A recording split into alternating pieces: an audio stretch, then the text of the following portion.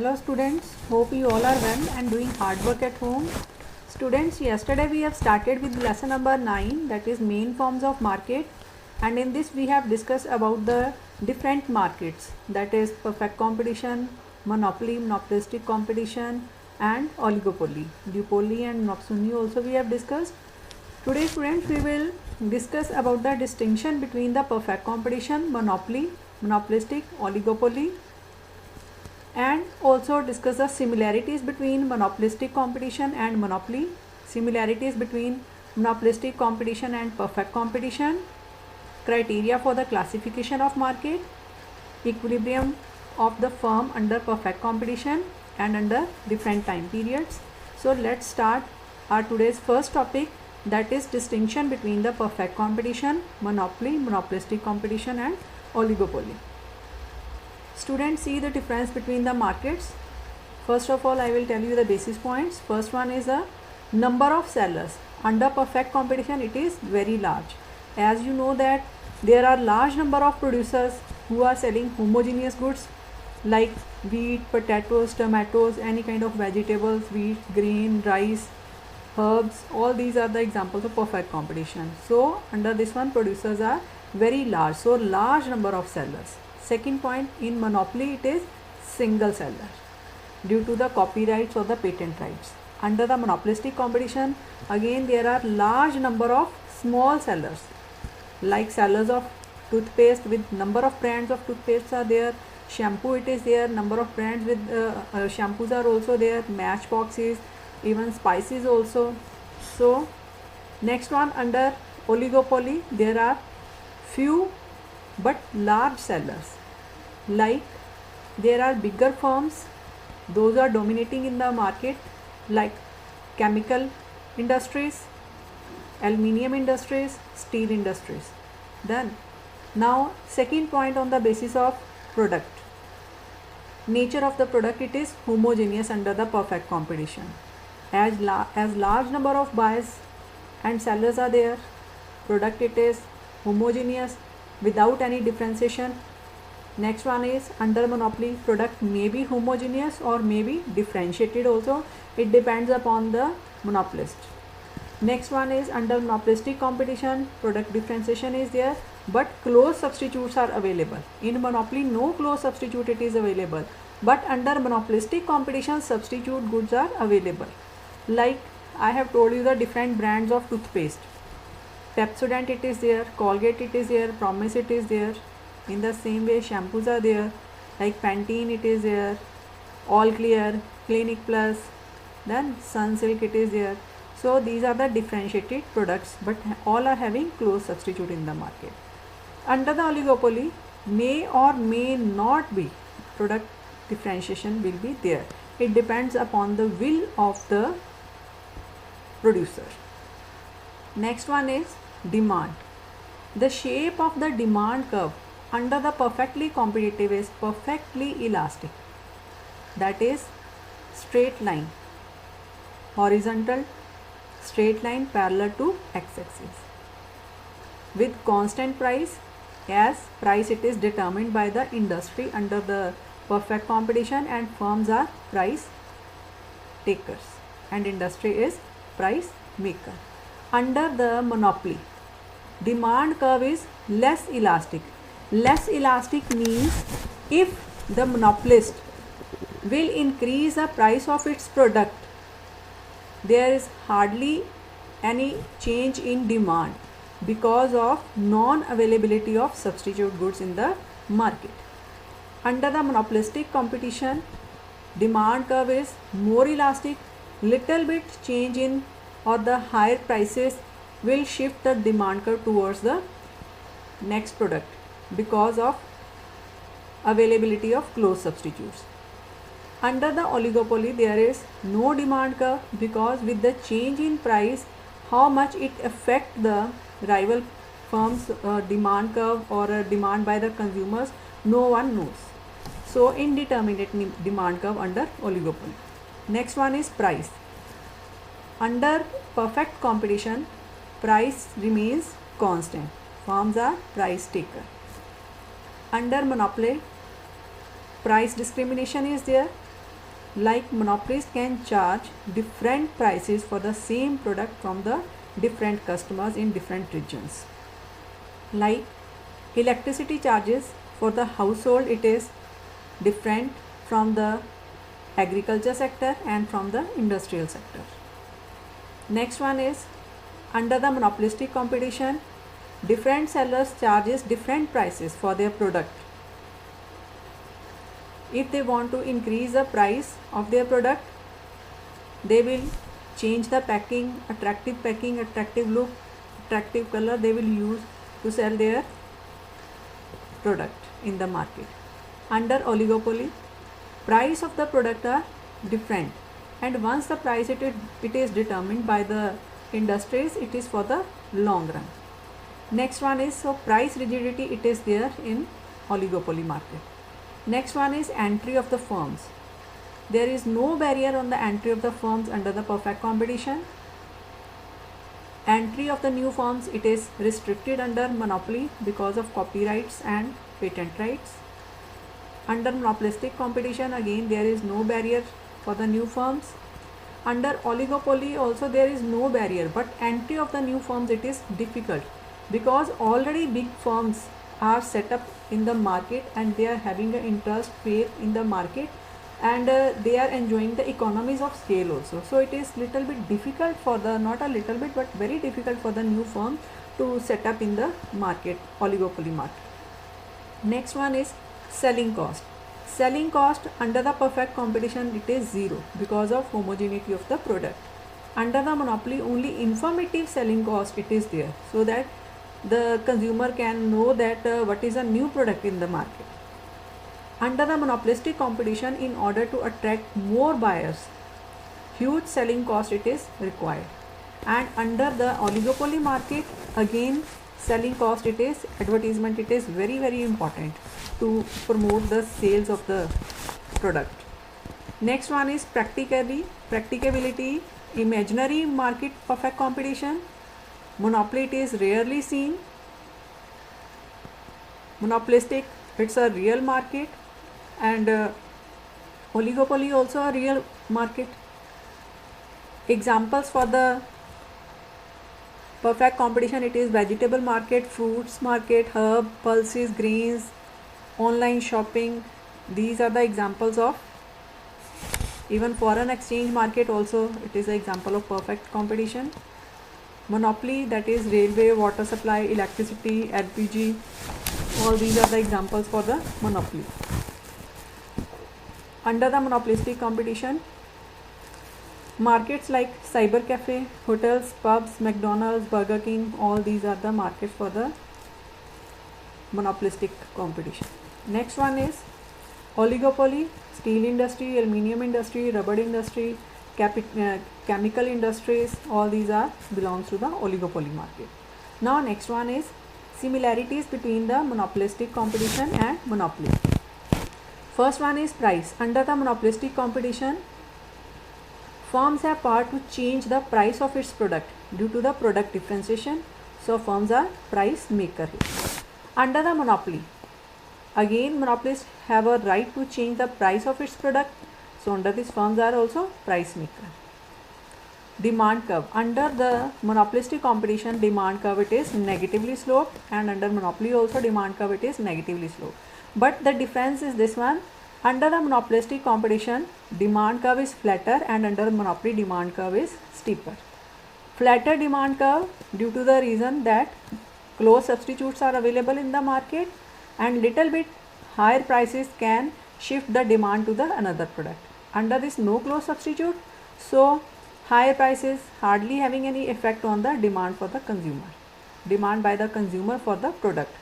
Now next one is similarity between the monopolistic competition and perfect competition. First one is number of buyers and sellers.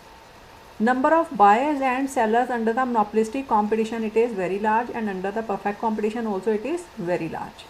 So second point, it is entry and exit of the firms. No restriction, no barriers on the entry and exit of the firms from the market under monopolistic competition. Under perfect competition also same, no restriction on the entry and exit of the firms from the market. Next one is profit maximization. Under the monopolistic competition, the goal of the firm is profit maximization, and under perfect competition it is also profit maximization. In both the cases the goal of the firm is to attract the buyers. Next one is, in both the cases in the long run there are normal profits. Next one is criteria for the classification of the markets. Economists have classified the market on the basis of the following factors. First one is number of sellers and buyers. Second is nature of products. Third is size of the quantity bought and sold. The condition of entry.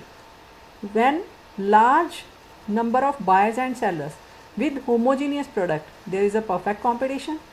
When commodity closely differentiated, it will be a case of monopolistic competition. With single seller, there is a case of monopoly.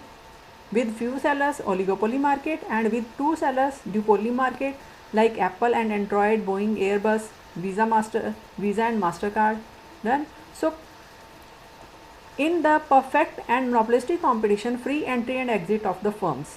But in oligopoly, entry of new firms is difficult, like in rubber industry, steel industry, coal industry, chemical industry, etc. Already enjoying economies of scale with heavy capital investment and grasp the larger area of the market. Under monopoly, entry of the new firm is restricted because of copyright or the patent right, like Cadbury chocolates, song sung by any singer, script of any writer, and brand name of any product, it is there. On the basis of the quantity bought and sold, there can be two types of markets, wholesale market and retail market. So let's understand the difference between wholesale and retail market. Goods bought and sold in large quantity means wholesale market.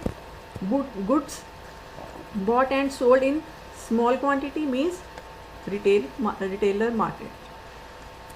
Example for the wholesale market, that is Metro, Walmart, Best Price, Kanchipuram Sari, wholesale market in Tamil Nadu, Sadar Bazaar in North Delhi, Hyde Market, IDH Market in Amritsar.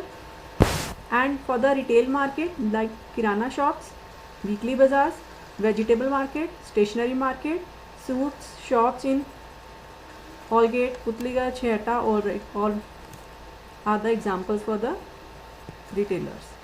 Now determination of the market demand for the two households for wheat. First one, it is price. We will measure the price in rupees, that will increase continuously. At price rupees 3, household demand was 5. At rupees 4, household demand was 4. For household B, at rupees 3 demand was 6. At rupees 4 demand for wheat, it is 5 kg. As you know, see that price increasing, quantity demanded, it is decreasing by both the households, because price and demand always having a negative relationship. Consumer it's a rational person and wants a cheap and best commodity. So when we will sum up the demand for both the households at different prices, we will get the market demand curve. Like 5 plus 6 at rupees 3, it is 11 kg. At rupees 4 plus 5, that is 9 kg market demand was there. Now when we will draw price and demand of firm A, household A, like 1 kg at rupees 7, 2 kg demand by the household A at rupees 6, 3 kg at rupees 5. So when we will join these points, we will get the negatively sloped demand curve of the household A. In the same case for household B, 2 kg demand curve for rupees 7, 3 kg for rupees 6, 4 kg for rupees 5. So when we will join these points, we will get the demand curve for the household B. And when we will sum up these two demands, we will get the market demand at rupees 7, 3 kg, at rupees 6, 5 kg demand is there in the market, at rupees 5, 7 kg demand it is there. So by joining these points, we can get the market demand curve. Now supply schedule. for the determination of the market supply for wheat. Price rupees 3, and there are two firms, firm A and firm B. You see, with the increase in price, supply by both the firms also increasing, because price and supply having positive link. So when price was rupees 3, firm is ready to sell 1 kg in the market. Price rupees 4, quantity supplied in the market 2 kg, and by the firm B at rupees 3 supply it is 2 kg, and at rupees 4 supply it is 3 kg. So when we will sum up these supplies by the firm A and firm B, 1 plus 2, we will get the 3 kg supply at rupees 3. At rupees 4, 5 kg supply it is there in the market. At rupees 5 there is 7 kg supply in the market. Done. Now we will plot these points on the graph. 1 kg supply at rupees 3 by firm A. 2 kg supply at rupees 4 by firm A. 3 kg at rupees 5 by firm A. So when we will join these points, we will get a upward sloping supply curve due to the positive relationship between price and quantity supplied. In the same way, we will draw the points for firm B. At rupees 3 supply it is 2 kg, at rupees 4 supply it is 3 kg, at rupees 6 supply it is 5 kg. So again upward sloping demand curve due to the positive relationship between price and quantity. When we will sum up these two supplies in the market, we will get a market supply curve, like at rupees 3 supply it is 3 kg, at rupees 4 supply it is 5 kg, at rupees 5 supply it is 7 kg. So by joining these points, upward sloping supply curve we will get, that is a market supply. Now next one is, we have calculated the market demand and market supply as follows. Now we are having two, first one is market supply 3, 5, 7, 9, 11 and market demand 11, 9, 7, 5, 3. So on the behalf of these two columns, we will determine the price in the market. See here, when the price was rupees 5, market demand and market supply both are same. So price, equilibrium price, it is determined, that is rupees 5, when the market demand it is equals to the market supply. This is known as forces of demand and supply that sets the equilibrium price. So equilibrium price is rupees 5. Now next one is, when we will plot these, first one price and demand, market demand. See, at 2 kg demand it is price rupees charge, that is 7, 4 that is 6 and so on. We will get the downward sloping demand curve. Similarly for the supply also we will get the upward sloping supply curve. These both intersect with each other at point E. So price it is 5 because of equilibrium point due to the forces of demand and supply. So the firms will take price rupees 5. Due to the constancy of the price, average revenue, marginal revenue, price and demand curves will overlap.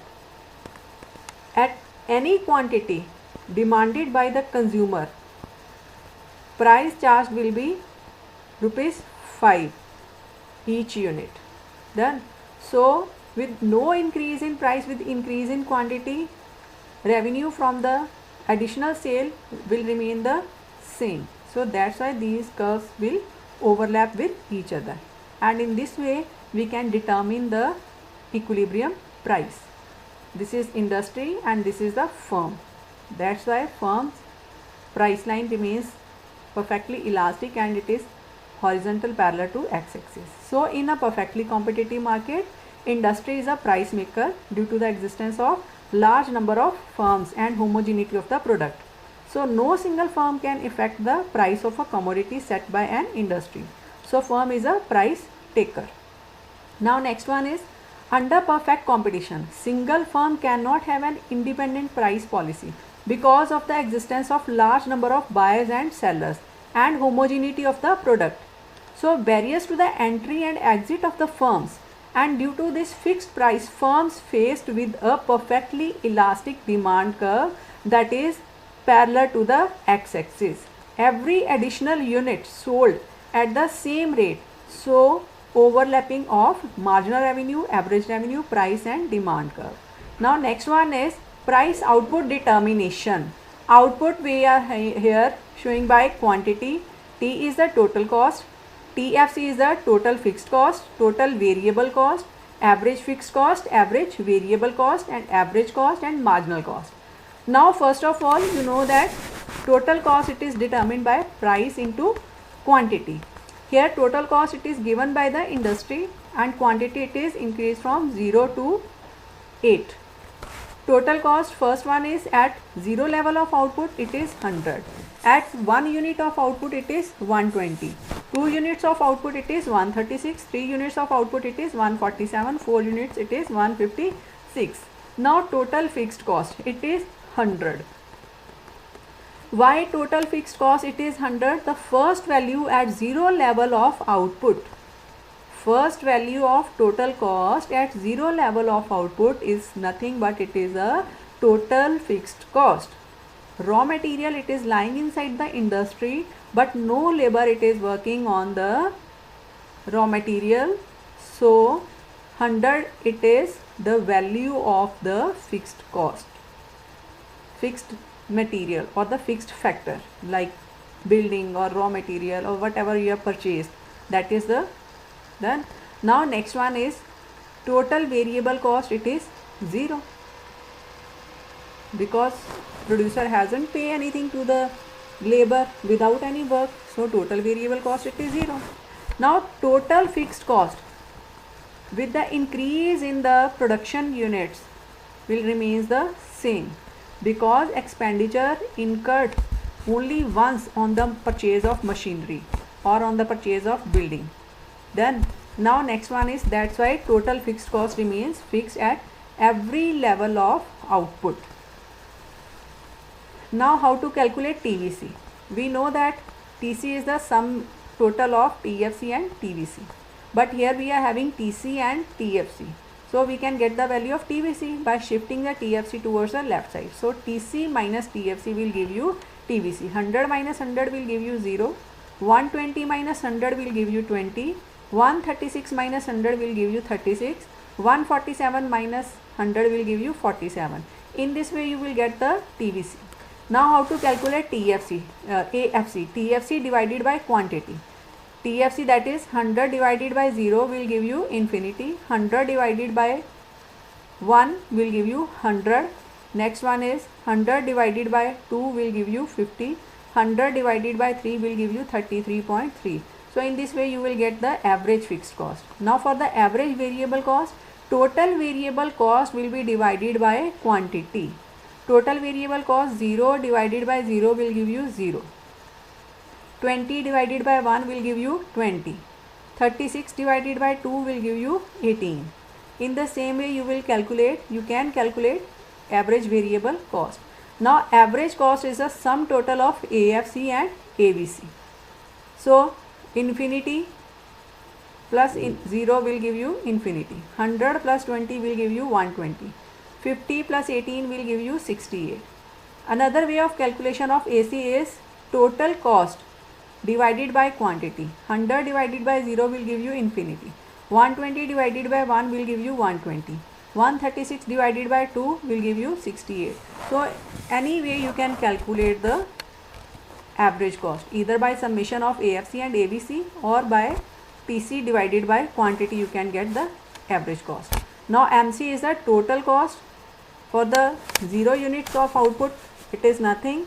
So because no work is done, no cost it is incurred, only fixed cost it is there. So for the additional units, 120 minus 100 will give you 20. Next one is 136 minus 120 will give you 16.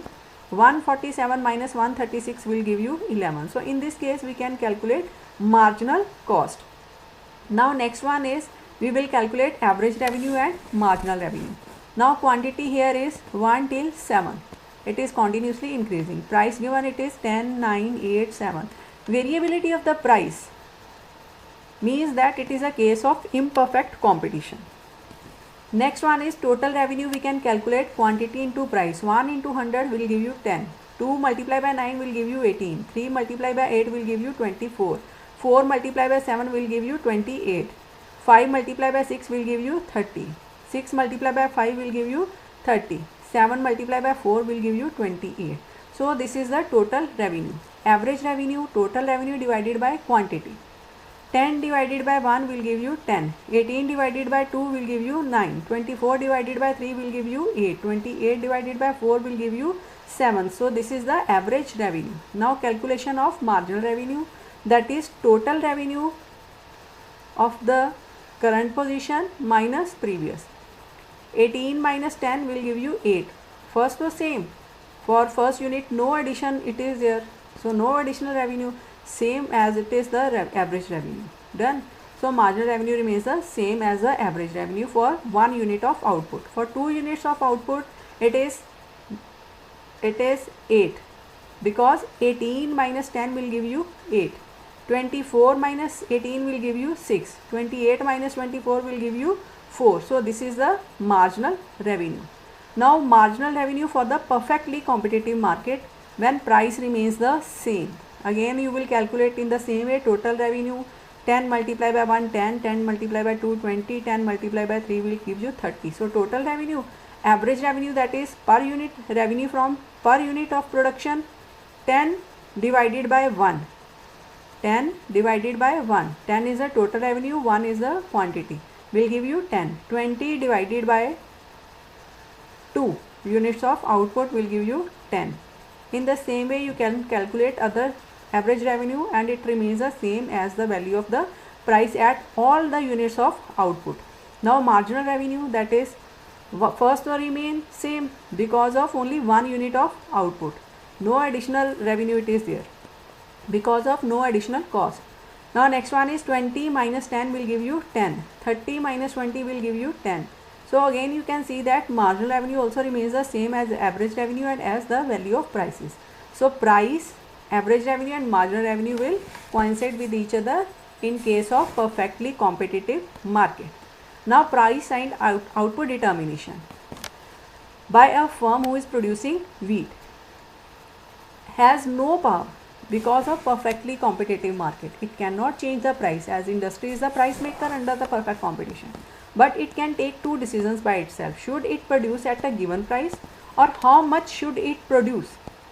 First decision, should it produce at a given price, is influenced by the relationship between the market price and the firm's variable cost like wages, payments for the raw material, rent, electricity bills, etc. A firm's total cost is the sum total of total fixed cost and the total variable cost.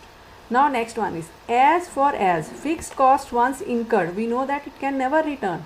That is, fixed cost means expenditure done on the purchase of land, building and machinery. Even if the firm stopped production, the decision for the production is more related to the variable cost. For this, average revenue must be greater than or equal to average variable cost, so that the producer can give the wages to the workers, give the rent for the building and make the payments for the purchase of raw material. So firm can recover at least wages, rent, interest. If the firm's revenue is not recover the variable cost, then the better for the firm to shut down. Second decision is how much should it produce. If the level of output at which the firm earns maximum profit satisfying following 2 conditions.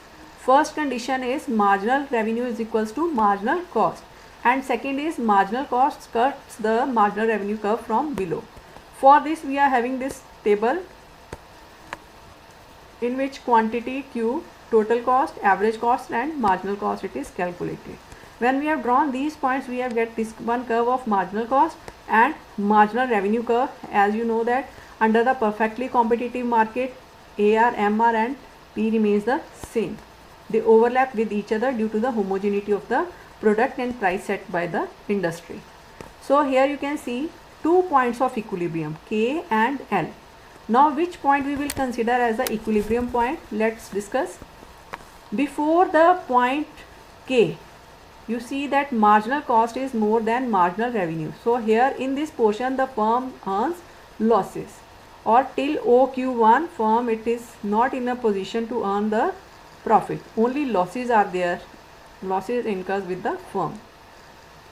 When firm reaches at point K, MC is equal to N marginal revenue. Marginal cost it is equals to marginal revenue. So our first condition satisfied at point K. At point L also marginal cost is equals to marginal revenue. So here also equilibrium point. But second condition, marginal cost cuts the marginal revenue curve from below. No, it is not satisfied. Here marginal cost cuts the marginal revenue curve from above. So K it is not the equilibrium point. L is the equilibrium point as both the conditions are satisfied at point L. Marginal cost cuts the marginal revenue curve from below and marginal cost is equals to the marginal revenue also. The producer profit will start from point K and producer will continue its production till 8 units of output. After reaching this 8 units, he has not to increase the production, as after this point again marginal cost it is more than the marginal revenue and earns losses. It incurs losses to the firm.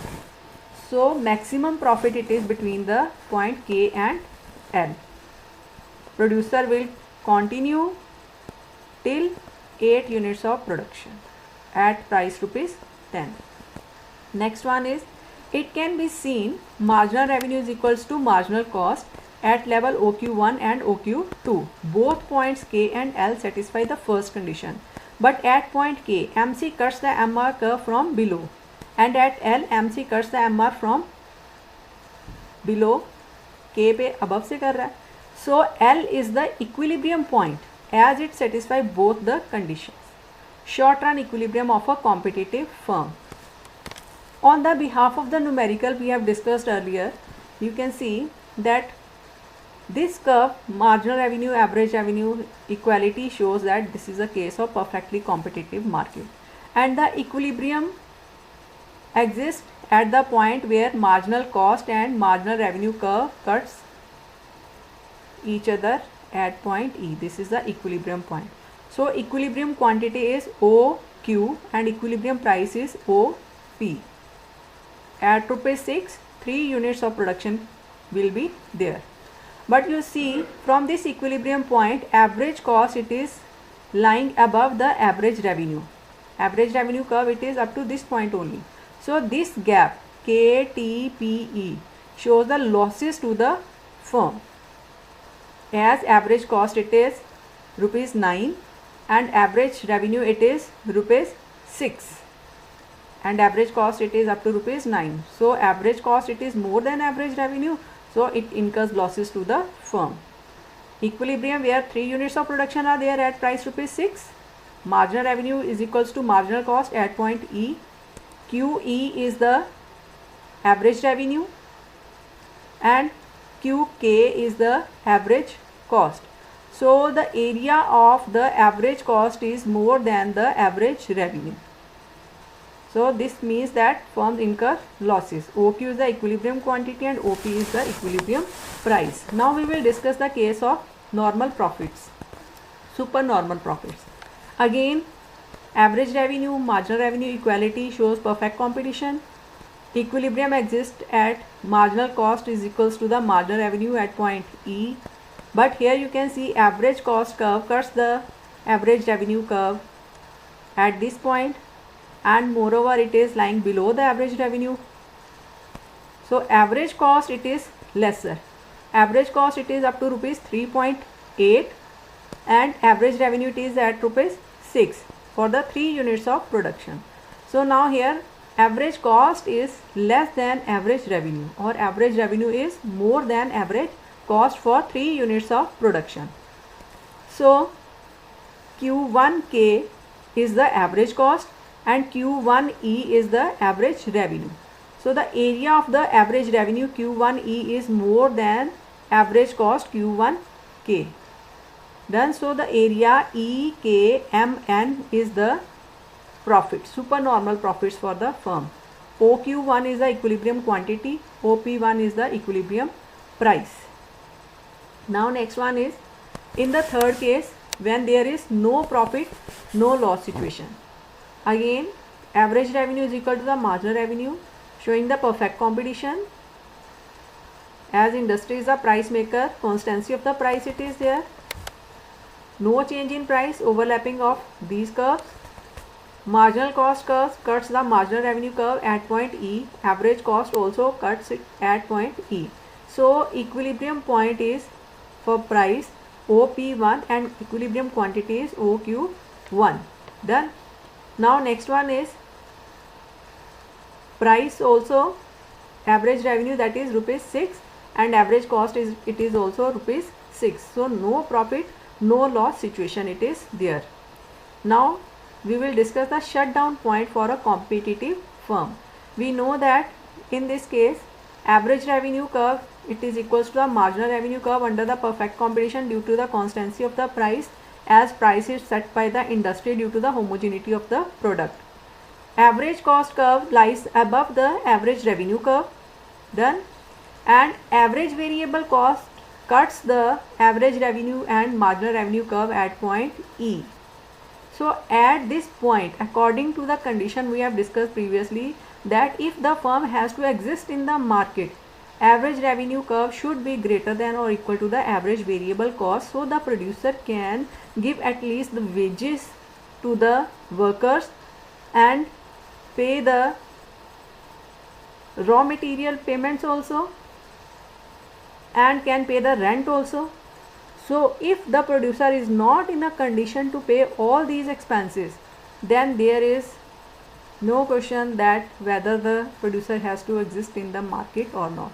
This is a shutdown point for the producer because of no recovery of the variable cost like wages and rents. Here the average revenue it is 6 and average variable cost also rupees 6. So no profit with the producer. Average cost it is higher than the average revenue. That's why it's a shutdown point. The difference between average cost and average variable cost shows the average fixed cost. Average fixed cost, if it will not recover, doesn't matter, because with the use of the machinery only we can make the profit. If the producer is failed to earn the profit with the machinery that he is making the investment, then there is a shutdown point for the producer. If the firm wants to exist, then this condition must be satisfied, otherwise firm has to quit, because if the firm is unable to pay wages, rents, bill of electricity, then how it can exist in the market with losses. So OQ at the equilibrium point, AR is equal to ABC, which is the firm's shutdown point.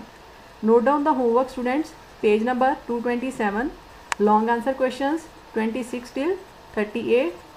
Page number 226, short answer questions, question number 33, 35, 40 and 41. Please go through the links on the YouTube also for more clarity. Thank you for listening.